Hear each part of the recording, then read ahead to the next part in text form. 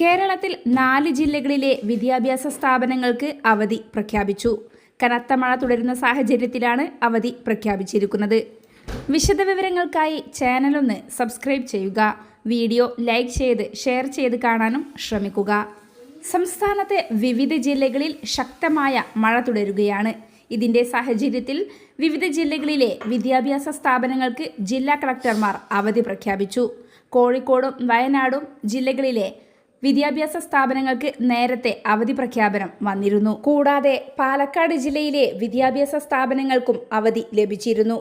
ഇതിനു പിറകെ ഇടുക്കി ജില്ലയിലെ വിദ്യാഭ്യാസ സ്ഥാപനങ്ങൾക്കും അവധിയാണെന്ന് ജില്ലാ കളക്ടറുടെ അറിയിപ്പ്. ഇടുക്കി ജില്ലയിൽ കനത്ത മഴ തുടരുന്ന സാഹചര്യത്തിലും ശക്തമായ കാറ്റ്, മണ്ണിടിയുന്നത് മൂലം റോഡ് ബ്ലോക്ക് മുതലായ സാഹചര്യം നിലനിൽക്കുന്നതിനാലും നാളെ ജില്ലയിലെ പ്രൊഫഷണൽ കോളേജുകൾ ഉൾപ്പെടെയുള്ള എല്ലാ വിദ്യാഭ്യാസ സ്ഥാപനങ്ങൾക്കും അവധിയായിരിക്കുന്നതാണ്. അങ്കണവാടികൾ, മദ്രസ, കിൻഡർ ഗാർഡൻ, ട്യൂഷൻ സെന്ററുകൾ എന്നിവയ്ക്കും അവധി ബാധകമാണ്. പൂർണ്ണമായും റെസിഡൻഷ്യലായി പ്രവർത്തിക്കുന്ന വിദ്യാഭ്യാസ സ്ഥാപനങ്ങൾക്ക് അവധി ഉണ്ടായിരിക്കില്ല. മുൻകൂട്ടി നിശ്ചയിച്ച പരീക്ഷകൾക്കും അവധി ബാധകമല്ല.